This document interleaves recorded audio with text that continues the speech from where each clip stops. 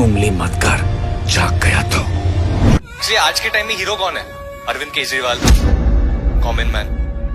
The common man today is a hero. I want to love Kejriwal. I want to hero worship Kejriwal. Kejriwal should give me the pleasure of loving him and hero worshiping him by doing all that he's promised for everybody.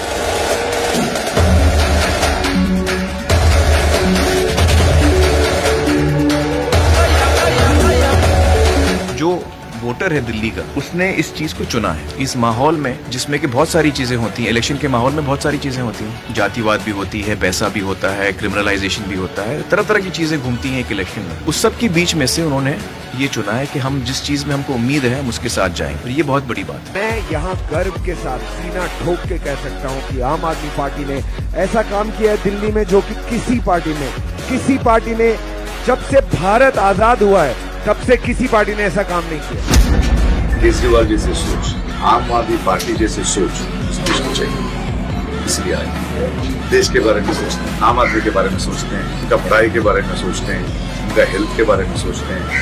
बहुत अच्छी सोच है।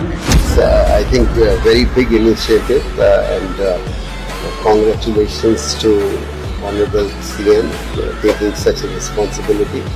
And I think it's our responsibility, every citizen of this country and citizen of Delhi, we should take care of every small thing.